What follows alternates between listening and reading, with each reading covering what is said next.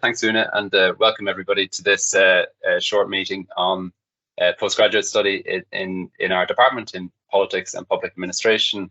What we hope to do today is to provide you with a very short introduction to our diverse set of programs that are on offer.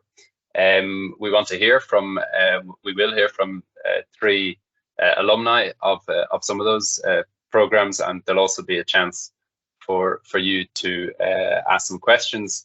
And I'd encourage you, while we're speaking, you're welcome to post questions in the chat, and my colleague Una will be keeping an eye on that. Just to provide you with an overview of what we're offering in our department. We have multiple programs, as you can see on the screen, and I'll be happy to share these slides with anyone who's interested afterwards. They have all the links to these program pages that provide you with some more information on their structure and their focus. And we'll be hearing from some colleagues today who are the course directors of these programs. So we'll be hearing from Dr. Bernadette Connaughton, who's the course director of the Masters in Public Administration and the Graduate Certificate in Public Administration and Law, from Frank Hege, who is the course director of the MA in European Studies and also the MA in European Politics and Governance. We'll be hearing from Dr. Emma Dolan, who is the course director of the MA in Peace and Development Studies, and she'll also be describing the MA in International Studies. And we'll be hearing from Professor Maura Adshead, who's the course director of the MA in Community Research Plus Development, and also the Professional Diploma in Community Engagement. And I'm Dr. Conor Little, and I'm the course director of the MA in Politics, and I'm also the chair of Graduate Studies in the Department of Politics and Public Administration. And you're very welcome to follow up on this meeting by contacting any of these course directors or contacting me about programs that you might be interested in taking, and we'll be very happy to talk to you and help you make decisions about them. So just one other thing I wanted to mention before we have a very quick run through the programs, which is that some of us will be mentioning electives as we go along. So we'll say that perhaps there are core modules that you must take as part of a program, and that there are also elective modules. So in other words, modules that you take by choice or that you choose from a menu. And this is just to give you an idea of the range of electives that were available this year in the department. And these lists change a little bit from year to year.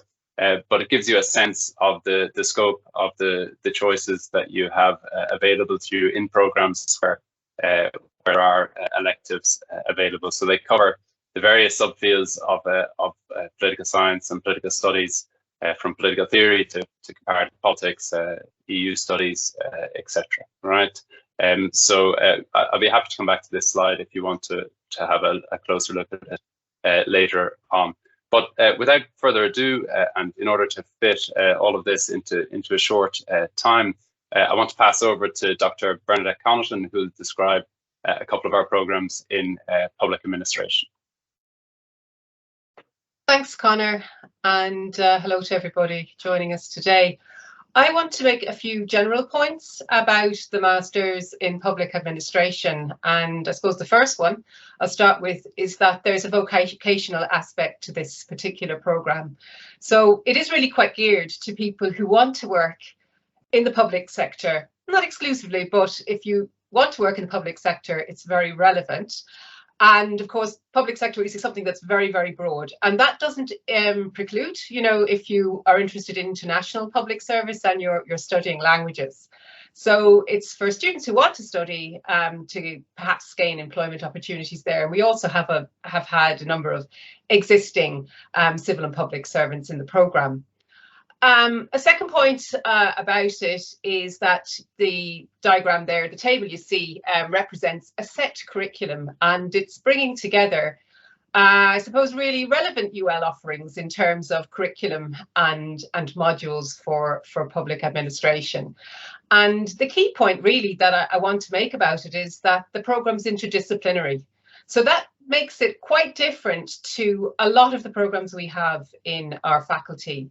So students are studying, you can see from the module descriptions there, they're studying public administration, economics, law, organizational behavior, and of course research methods and dissertation. So over 2 semesters, the taught modules, and you have the dissertation in the summer if you study this program full-time.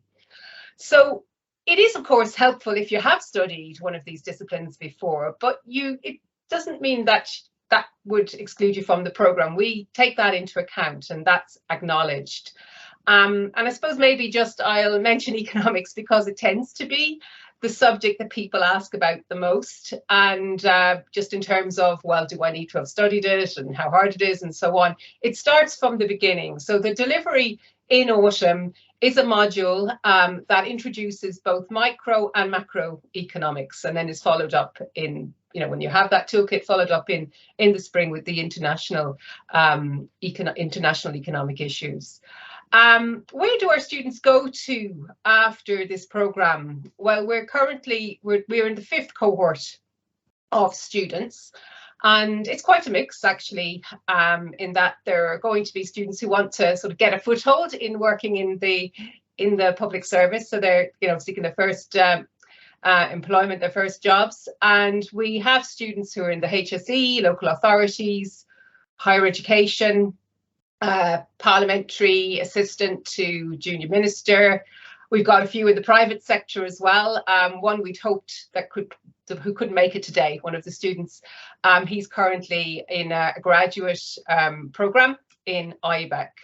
And of course we have existing public servants, as I said, and a number of them have joined us from government departments and also local authorities, and they're seeking to progress their career by doing this particular program.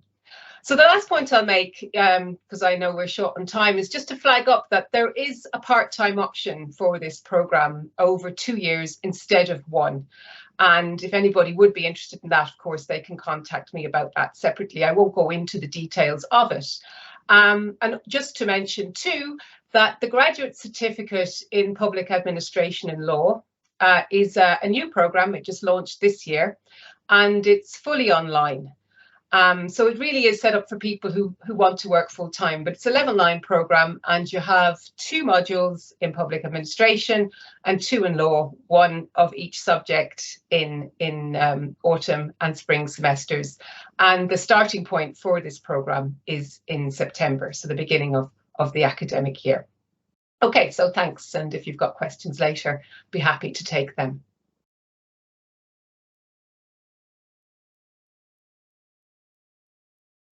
Thanks a lot, Bernadette.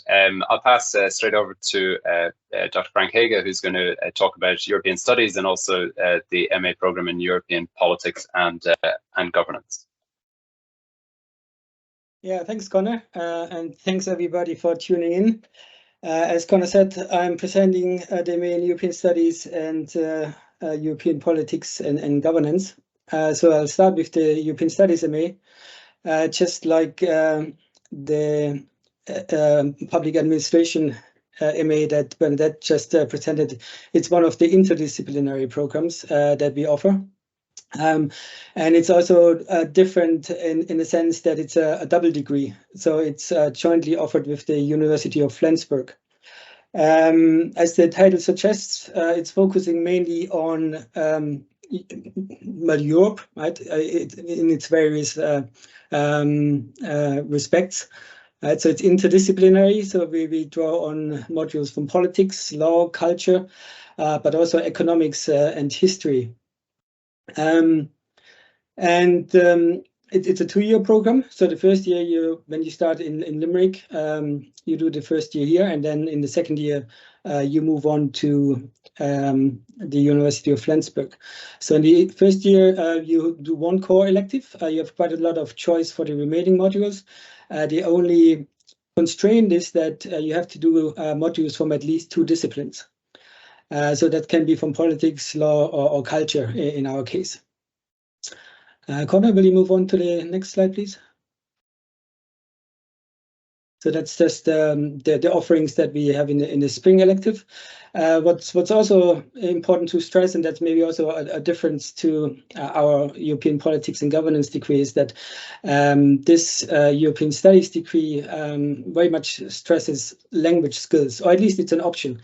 Right? If you want to further improve your language skills, we have language classes where topics are taught in a particular language like Spanish or German or French that are part of the curriculum. And of course, you can also take optional language modules.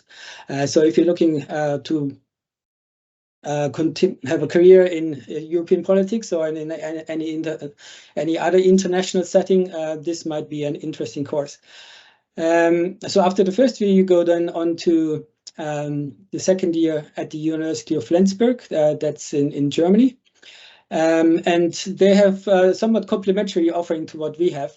So they cover certain subjects that are not taught in the first year in UL, especially economics, but also some philosophical classes. Right? So in that sense, the two universities and their offerings complement themselves very well. And at the end of this program, you, as the name suggests, you get a double degree. So you get a degree from UL, from the University of Limerick, and you get a master's degree from the University of Flensburg as well. And what is also somewhat different, and maybe also a selling point for this degree, is that reduced fees apply for this as part of the agreement with the University of Flensburg. But it also means that the number of places on the program are limited to 10. Right? So if students are interested in applying for this program, they should do fairly soon, because we are accepting students on an ongoing basis. And once the 10 places are filled, they're going to be filled. So the sooner you can apply, the better.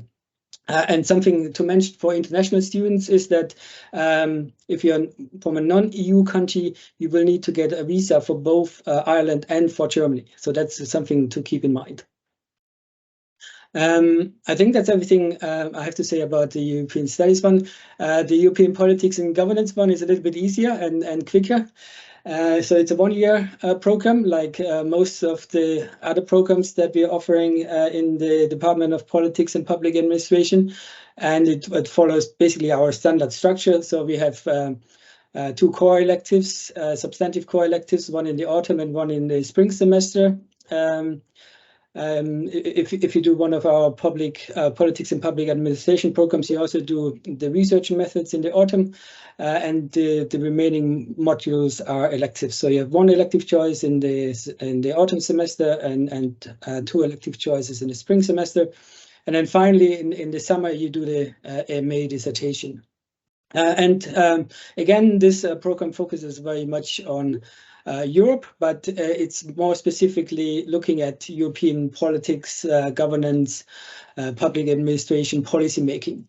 So this is particularly suited for people who have an interest in learning more about these types of topics.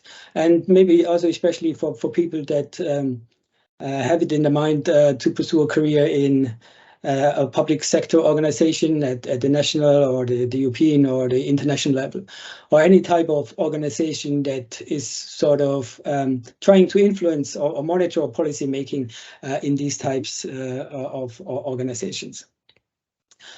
I think that's it. If you have any questions, I'm very happy to answer them later. Thanks very much.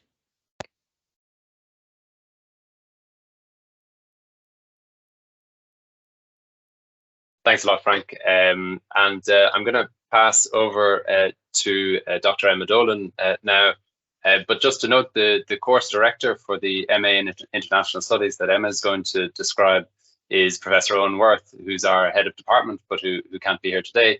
And you're welcome to contact him or myself or indeed Emma, I'm sure, about this program. Emma. Thanks very much, Connor. So yeah, I'm going to say a little bit about our MA in International Studies, but yeah, just to say that, of course, Owen is Professor Owen Worth is the leader of that program, and I'm sure if he was here today, he would be able to tell you in a bit more detail. But international studies is the kind of program that might appeal to you if you're really interested in kind of global politics, world affairs type of that kind of focus, right? So whilst international studies is now very broadly one of the most popular international one of the most popular politics degrees kind of globally now. In Ireland, this was, as I understand it, certainly the first one.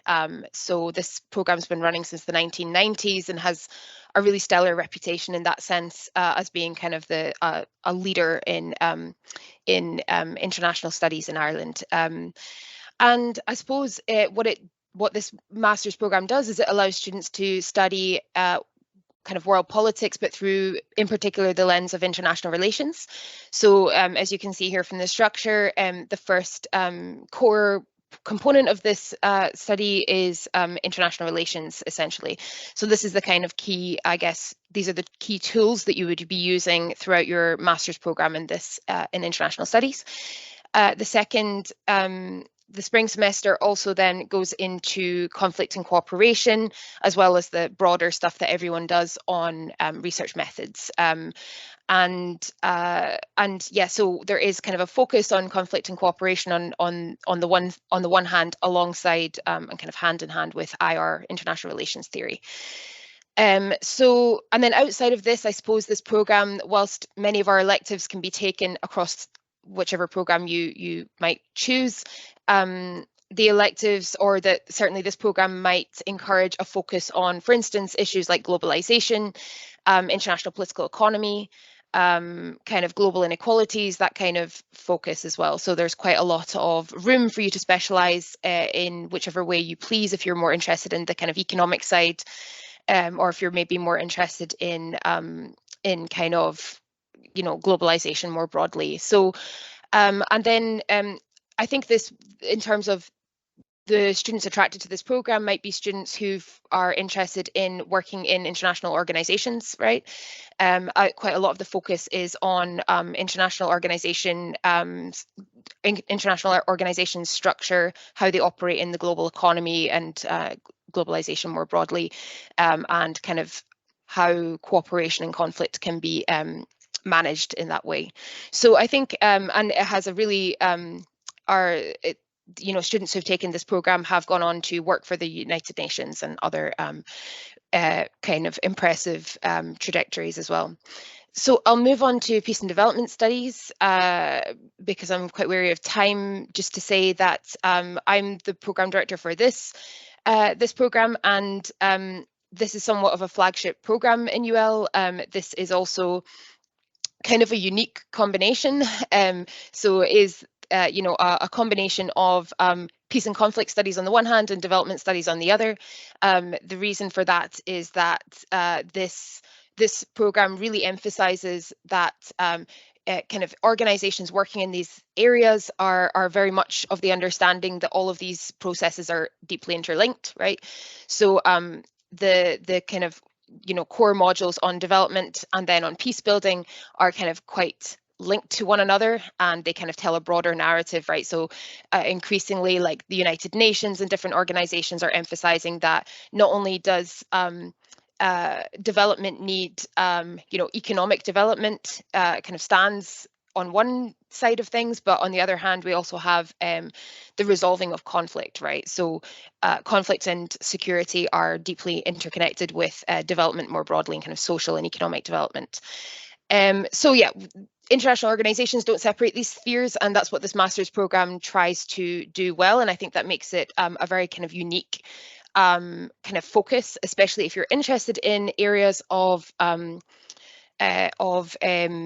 humanitarian work and or working for NGOs, international NGOs.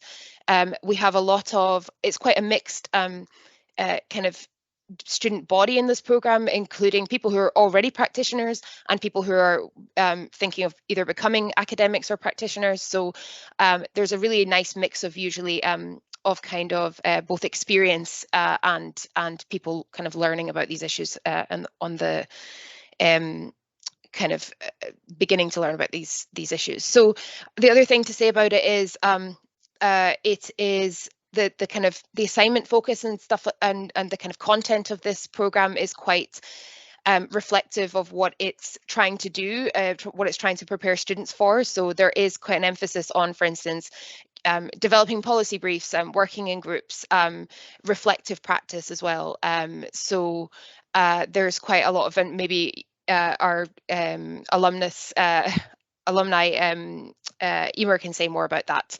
But yeah, so there is quite a lot of emphasis on skills which organisations are really value in kind of modern kind of humanitarian work as well. So yeah, and also this is available as a part-time program. So if you wanted to do this over 2 years, then that is possible on this program. And we have a student who's currently doing that at the moment and it's worked out very well. So happy to take any questions.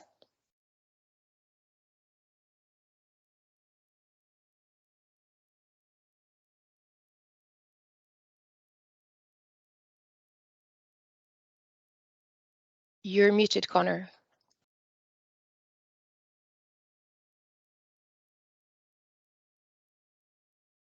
Connor? Thanks, Emma, and thanks, Maura. Yeah, I'll pass over to Maura now to describe the programs in community research and also community engagement.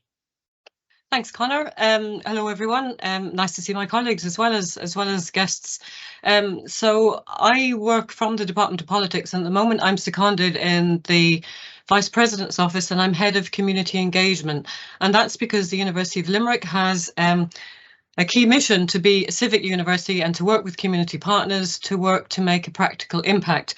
And that gives us an opportunity to do some very practice-based community engaged learning.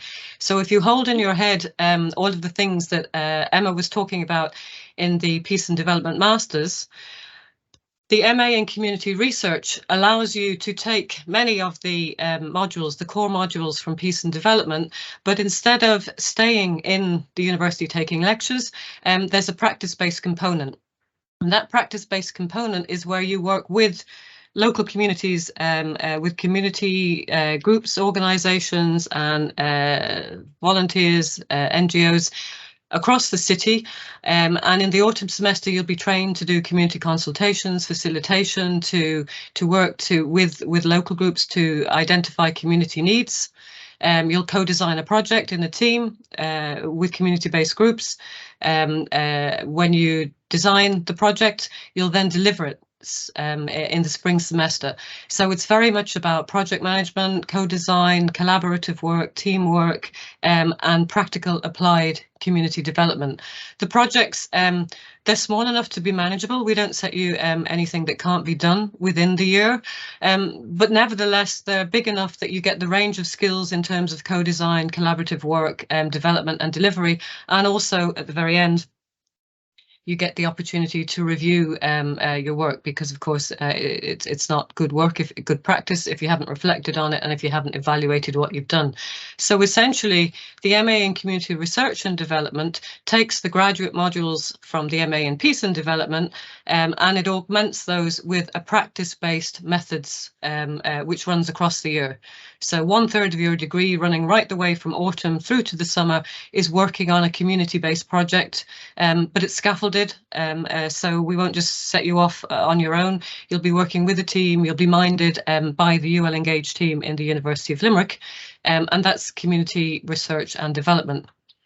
And if you want to take that as a part-time degree, then you can take that third that I've just described, the methods-based, and that's available as a professional diploma in community development.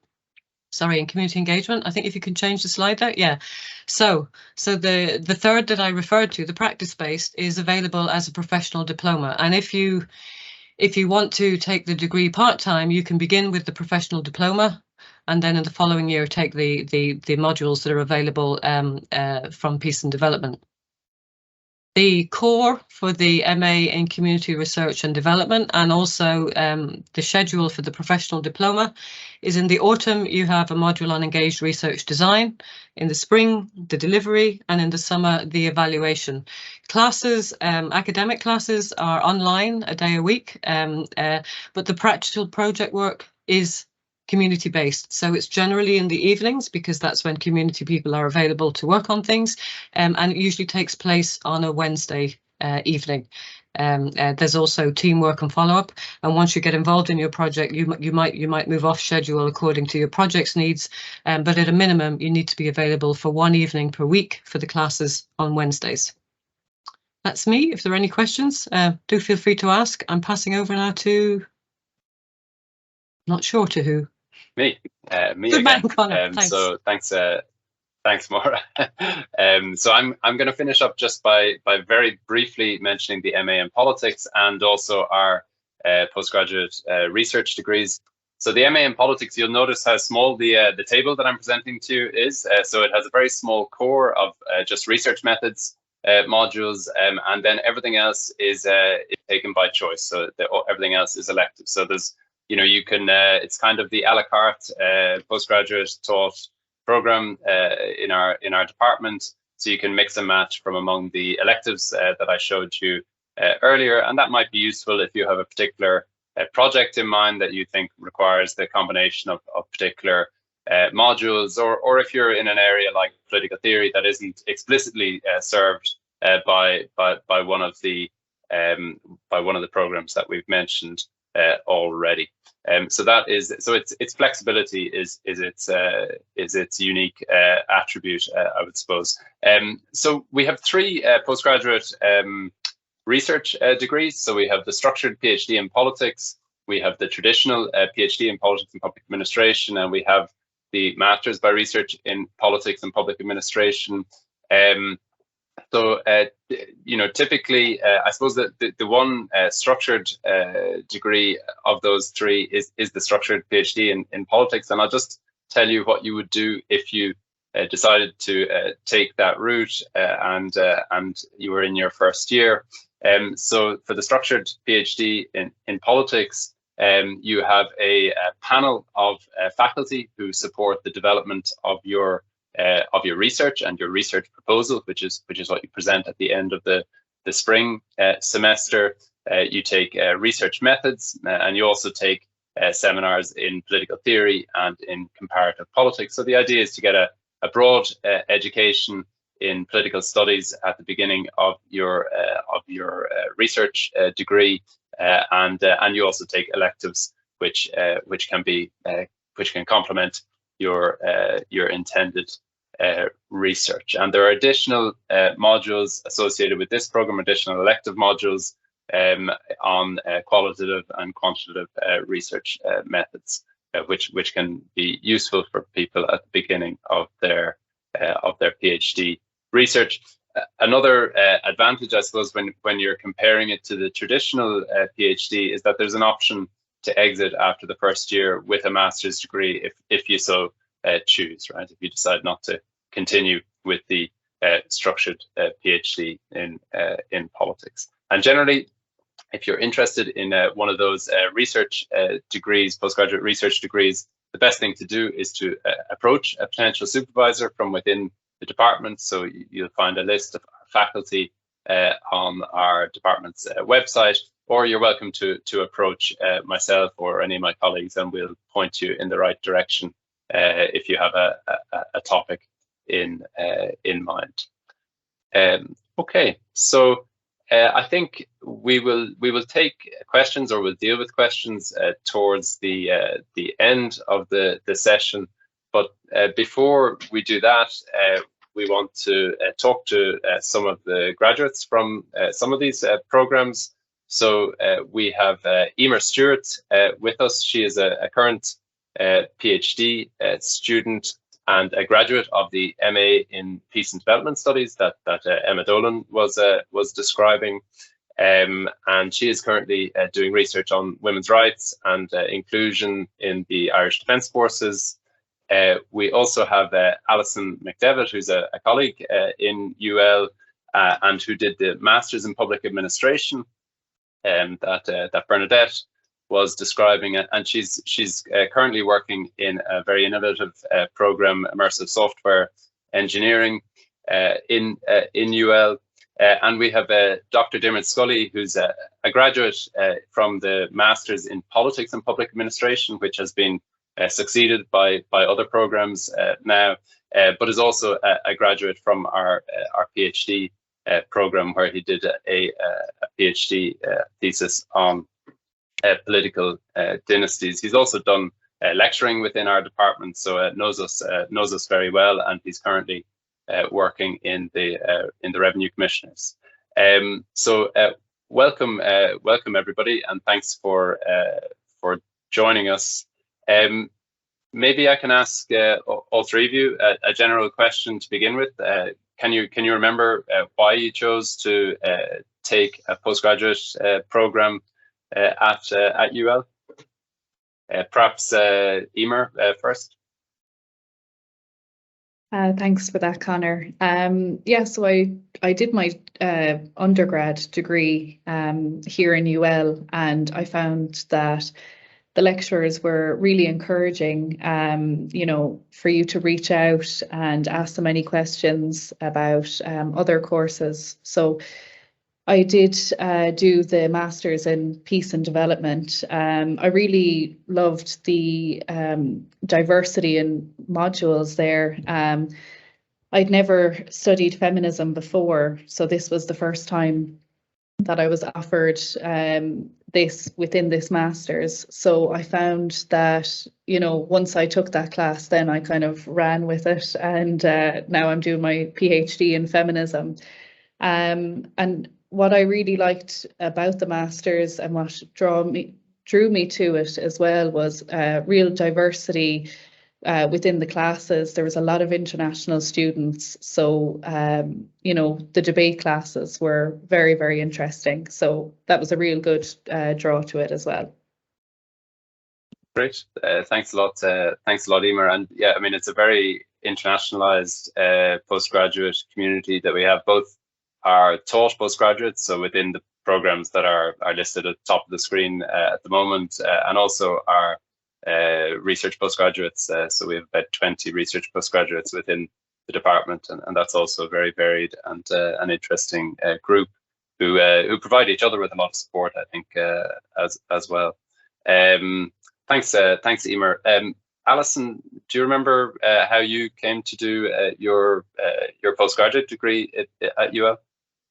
Yeah, I actually did my undergrad here in UL in economics and sociology, and when I graduated, I kind of knew I wanted to continue my study, but I didn't really know what I wanted to do it in.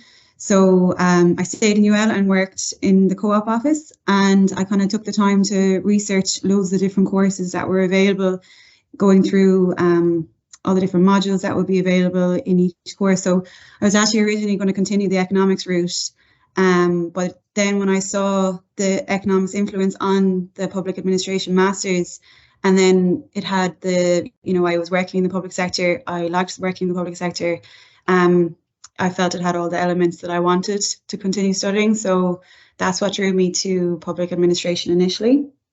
And I contacted Bernadette, and I just had a good feeling about it, and I have no regrets.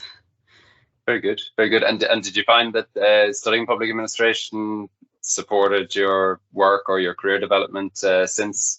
100%, 100%. I mean, a lot of the motivation behind me continuing my study was for career progression. And I graduated in January 2022, so it's not really that long ago in the grand scale of a career. So, but I feel it has definitely helped so far. I mean, I'm involved in projects. I'm working in science and engineering now, but you'd wonder how did I end up there? But what I actually do every day is quite relevant, because I run outreach programs. So with computer science, it's quite a well-known fact that there isn't a lot of females that are involved in it. So my job, a lot of it is to try and get more females involved. So going out to schools. So there's a lot of equality and diversity behind what I do. And because I've done the masters, opened the doors to allow me to get involved in projects, and I'm working with Athena Swan here in UL as well. So no, it really, really has helped so far. I mean, and it's just over a year since I graduated, and I really noticed the difference already. Great, thanks very much, Alison. Diarmuid, can you tell us how you came to first take your masters and then move on to a PhD in UL? Yeah, well, I suppose I was a mature student, so a little older than Alison and Emer. I was 38 when I undertook the masters. I hadn't been in a classroom in 17 years, so it was quite daunting.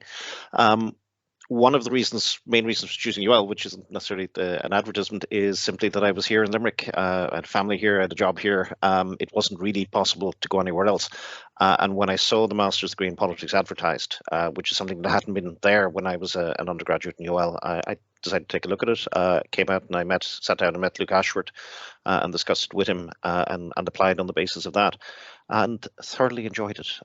It was a fantastic 18 months, as it was back then, and brilliant to be back in the classroom. But the difference is, if you're not between being an undergraduate, at least an undergraduate when I was, and being a postgraduate, firstly, the class sizes are very much smaller. The level of engagement with the lecturers is far, far superior. The level of support that you get, the level of encouragement that you get is beyond anything you will have experienced previously as an undergraduate, and will undoubtedly help you going forward. And like Alison, like Emer, well, like Alison in particular, it was for career progression. I was conscious that I just had my one bachelor's degree, which wasn't a particularly good one because I spent too much time doing other things when I was doing my primary degree. And I wanted to have a qualification that would enable me to go on and do other things. And it very much has done that. But it's done that in curious ways, because my PhD was in one very specific area, which, as I said, was how electoral systems affect political behavior, and particularly looking at political dynasties. But in my working life, I find I tend to use the other things that I did in my master's. So comparative politics, political theory, and so on, research methods were all working towards the PhD. But I did the MA in politics, as Conor mentioned, and as you pointed out, that's a very broad based degree. You can literally do anything. And I undertook EU policy and policy making with Tanya Coakley, and international relations with Luke Ashworth as part of that. And those are the two elements I actually use much more in my day-to-day work nowadays. I work for the Revenue Commissioners, but I work in a Brexit unit, advising on tax policy and writing tax legislation. And a lot of that involves working with colleagues from tax and customs authorities across the EU. So on Monday, I'll be flying out to Paris, which is nowhere near as glamorous as it sounds, for a 2-day session where we're trying to hammer out the new rules on distance selling of excisable products across the EU. But having a background in European studies, having an understanding of how the EU itself works, was absolutely vital to that, and that very much came from this master's. It also gave me a brief academic career. I taught Irish politics in UL for a year after graduating with a PhD, and European politics in UCC for a year. But I do get to apply those things very practically now on a day-to-day basis. So I would encourage anyone, if you can, and I know it's a big commitment, but definitely consider undertaking a master's in UL. Thanks a lot, Diarmuid. And I think early on, you mentioned the kind of level or the quality of engagement in postgraduate classes, and that's in large part because the quality of the postgraduate students that we have here, and their, I suppose, sense of commitment to postgraduate studies and to studying their various modules and topics, and that really enhances the experience for everybody, including us as lecturers. Just to come back to Emer, do you want to tell us a little bit about? So you mentioned that you're introduced to feminist studies when you were doing your masters, and obviously you've carried that through into your PhD studies. Do you want to tell us a little bit more about that? How you kind of moved from the masters in peace and development to your PhD topic? Yeah, of course. Well, I wrote my master's thesis about women's rights in Iraq, and that's what I was really interested in. And that's why I went on to do the PhD, was to kind of extend that research and to bring on that master's thesis. So I went deep into feminist theory. So I would have started in September, and I was doing a lot of reading and really immersing myself in feminist theory.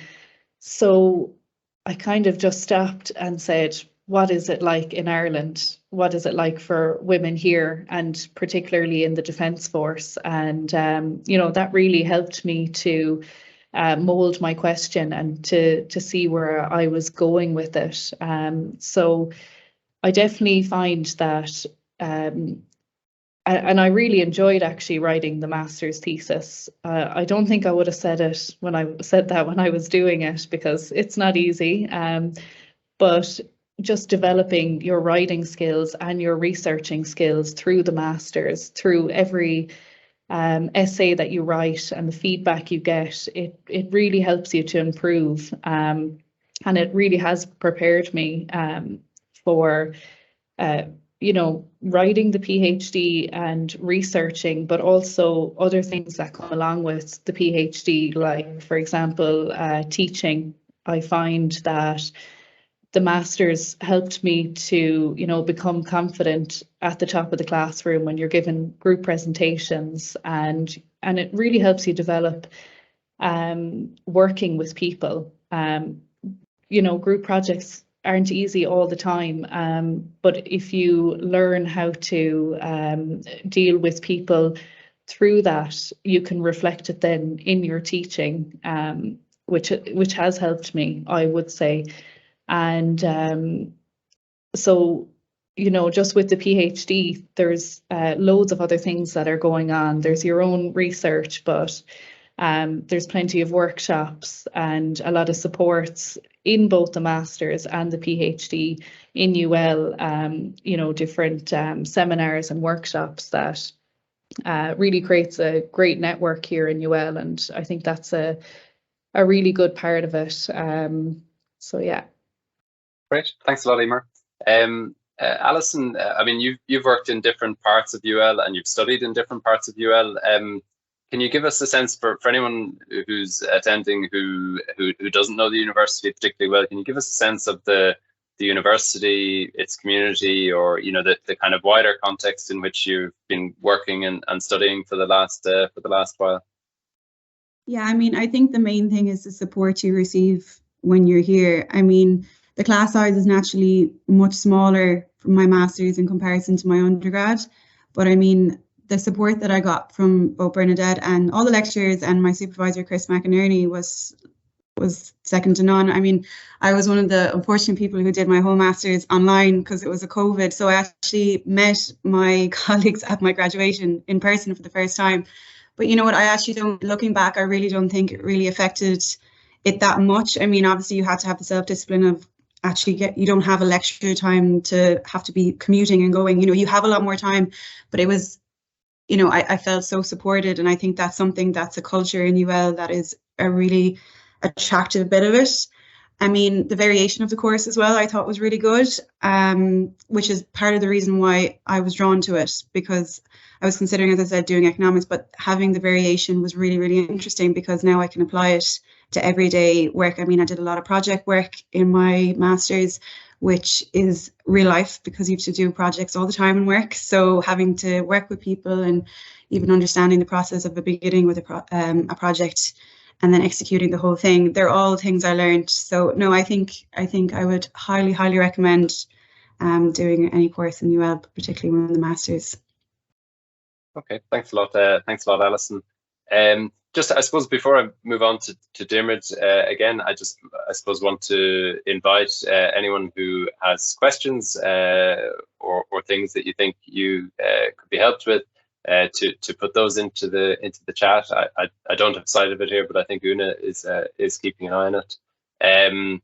Diarmuid, you also, as well as the experience that you were mentioning in your previous contribution, where you're working for the revenue commissioners and you feel like you're drawing on a lot of skills that you developed while you were at UL.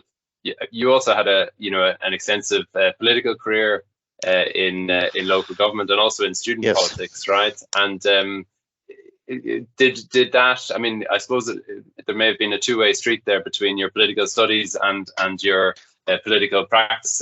Can you tell us a little bit about how one might have informed the other, or how they may have each informed the other? I probably did all of that backwards. I did the practice first and then found out the theory and the study afterwards. I would say it certainly helped clarify a lot of the things that had been going on and some of the things I'd seen. And having a theoretical basis is vitally important. Having a practical experience, I think, is also a benefit, and that's regardless of what you do in your life. If you do bring a practical element to it, it can certainly add to your understanding. But I think you do very much need the two sides, and I was certainly missing I think a fair bit of the theoretical background before I undertook the masters, and that filled in a lot of gaps for me and a lot of blanks. Curiously, I'd taken it on at a time when I thought the political career was sort of going nowhere, and then within a month of starting the masters, I got elected leader of the council in Limerick, and suddenly wound up busier than ever. I'm not saying that was down to the MA and whatever I learned in it, but the two did move together for a period of time together. I'm conscious of what Alison was saying of doing the MA during lockdown. I wound up supervising 5 students in UCC that were doing their MAs during lockdown, and it is not easy. So fair dues to you to get through that and get out the other side. So it must be an awful lot better and nicer to be back and dealing with people face to face, because that is the one big thing that UL has, and it is great, is this opportunity to actually go and talk to the academics. I know they mightn't thank me now for directing students to their doors, but the doors are always open, and you'll find that the level of support there. Now, we've all mentioned it because it is absolutely fantastic, and it is very, very difficult to undertake something like a master's or a PhD without that level of support. But thankfully, you will get that if you're studying in UL. The staff in this department are absolutely superb. I can't recommend them highly enough. Thanks a lot, Dermot. I suppose, I mean, I'm a relatively new arrival to UL as well. I've been here for 5 years, and so yeah, I mean, I can attest to that culture in the Department of Politics and Public Administration. It's very good at integrating people and having those open doors as well. So people who come and look for support on various issues, but including on their studies, will always find it. So maybe just to finish up, to all 3 panelists, is there anything else that you would like to say, or is there any advice you'd give to anyone listening who is considering undertaking postgraduate studies in UL? Yeah, Conor, I don't know, is it advice, but just for international students, there's a really great community here. The Students' Union usually run tours every Saturday that bring students around Ireland, which is a really, really good way of seeing the country. And, you know, there's the Students' Union, the Postgrad Union, there's the Writing Centre, there's all of these different resources that you should really use if you do come here. And even with the other PhD students and any of the people working as tutors, they're always very, very open.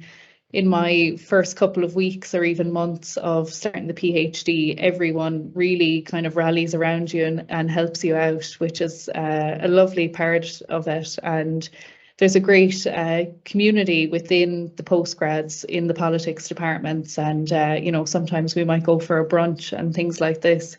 So there is a great social aspect of it. And you know, if you are considering doing a master's, you know, just emailing the relevant lecturer, because everyone is so friendly, and Dermot, as you say, their door is always open, and that really is true. And even with other PhD students, just to contact them, and it's good to for people just to give their personal experience of how they found the masters. And I can say I've had a really good experience in UL. I'm here 6 years now, so I'm here even longer than you, Conor. So yeah, that just shows that I really love UL and the community here. And there's lots of societies. I'm part of the Feminist Society, and we run lots of talks. We collaborate with the Law Society, and there's a lot of great events that go on. So you'll never be bored. Let's just say that. Thanks. Thanks, Emer. Alison or David, anything that you'd like to add? Yeah, Emer just touching it there. I think the main thing I would give as advice is to contact the course directors in advance to have a chat about why you want to do it, what you want to get out of it, the modules you'll be doing, to see if they'll suit you. I did that with Bernadette beforehand, and I think it's a really useful thing to help you decide whether it's something for you. So I think that would be my main advice, is to chat about it before you do it. Great, thanks a lot, Alison. And Dimmert, anything yeah, I'd fully endorse that. I sat down, as I mentioned, with Luke Ashford, who was the course director at the time before I applied, and yeah, I had a very clear idea then going in what the course involved and what to get out of it. The other thing, and I very much have to agree with Emer, I've been praising the staff, but the culture of UL is not just the staff, it's also the students. And I went in as somebody who was a good 15, 16 years older than anybody else in the classroom, and was welcomed, and found my fellow students extremely supportive and helpful in what I was studying as well. And I think that comes down from the top, and that is part of the culture of the department, but it's there at every level. And if you are an international student considering Limerick and considering UL, just the other thing to point out, it is probably the most beautiful campus in Europe. It is absolutely gorgeous. You have a magnificent river running right through it. You have vast acres of green space. You have lovely walkways. It's just a fantastic place to spend a year of your time, if you're in a position to do so.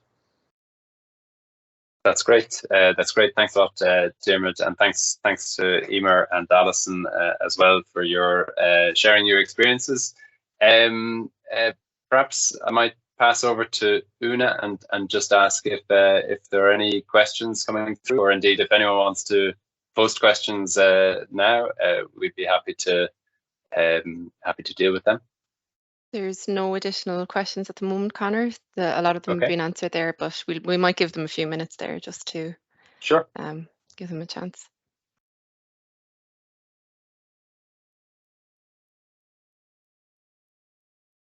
So I suppose just to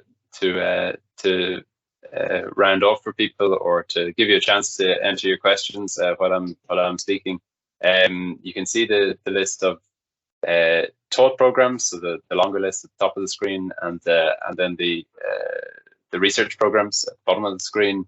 And if you're thinking of applying for any of these programs, you should get in touch with the course director, whose names or email address is then opposite each course.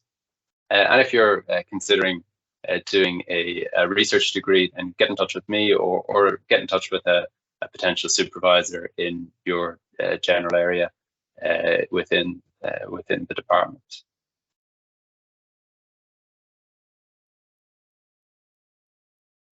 Any questions that we can help with? There's nothing in the chat at the moment, Connor. We've a very quiet group today. That's all right. That's all right. Shall we finish up? I don't see anything coming in there now, so I think we can wrap up, I would say.